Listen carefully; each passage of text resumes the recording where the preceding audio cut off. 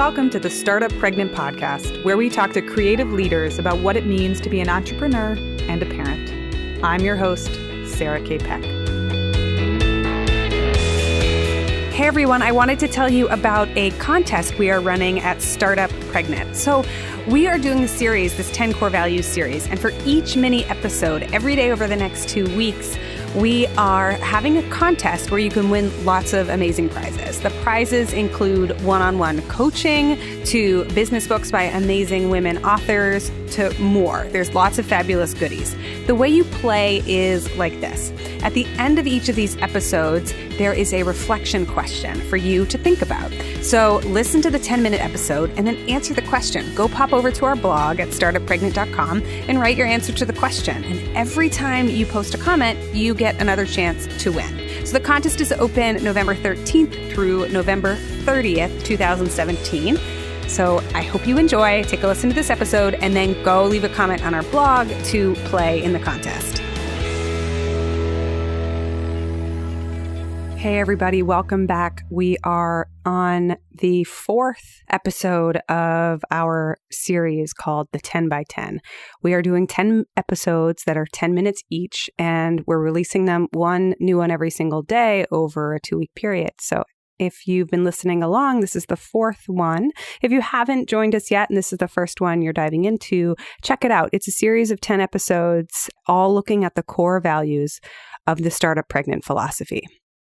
So today, number 4, our 4th core value is that life is not all hard labor.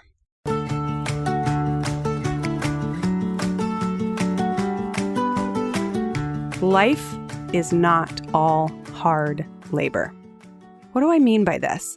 Well, this core value is a response to the idea that we should always be engaged in an all-out hustle or sprint. And in my life, in working in the startup world and in talking to so many different people, we've learned that the more you try to do everything as an all-out hustle, the more you realize that life and your body and your physicality have a way of coming back around and saying, actually, there are seasons, there are cycles, and there are times of rest. And one of the greatest analogies that actually lent itself to this understanding was pregnancy itself. So in Startup Pregnant, we look at how pregnancy can be an inspiration to the startup world and how we can actually learn a lot about business by examining these factors of life creation. So in pregnancy, there are distinct phases and changes with deep periods of fatigue, moments of sickness for a lot of people, periods of high energy and excitement, and everything in between. And the first trimester is often characterized by having a lot of fatigue. Many of the people that we've been interviewing talk about just how tiring that first trimester really is.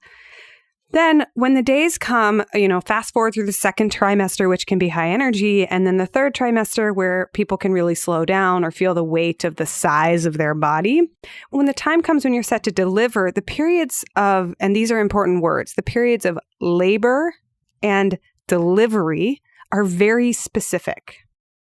When you're laboring, when you go into labor, you begin the process that can take, for some, it can take a couple of hours, and for some, it can take up to a couple of days. There are stories of people who have been in labor for 52 hours, but the laboring process is a very specific and intense process. And then delivery itself is another moment and period.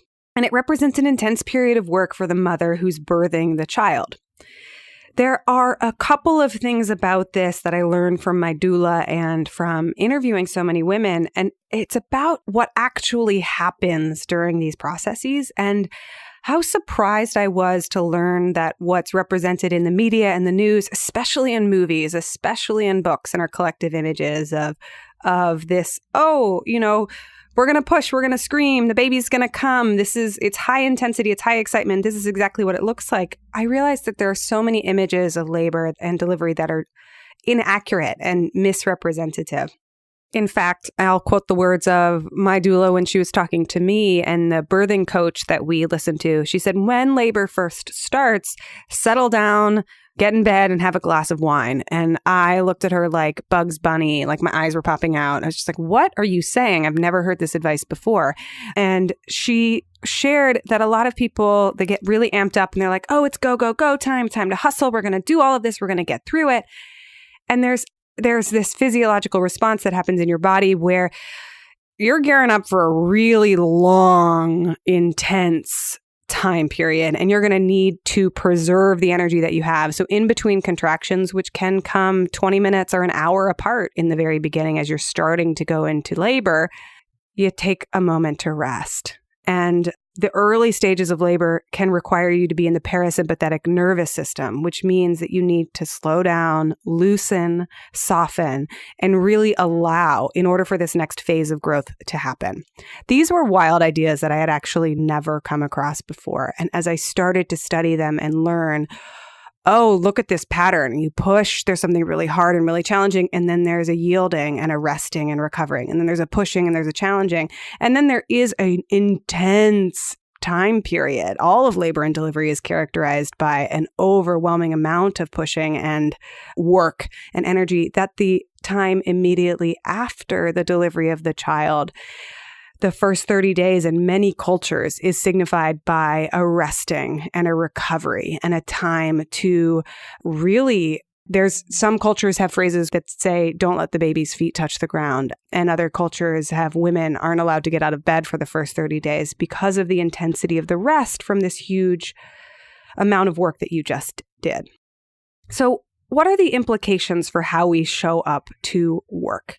And what does it mean for a culture that glamorizes the 24/7, always on, all out hustle mentality? The important thing in this philosophy that life is not all hard labor is not that we're not ever hustling.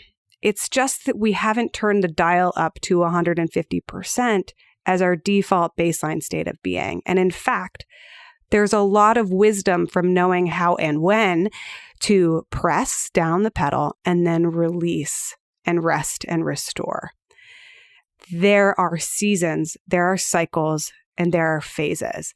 And managing this energy actually is what allows hustle to happen in the first place.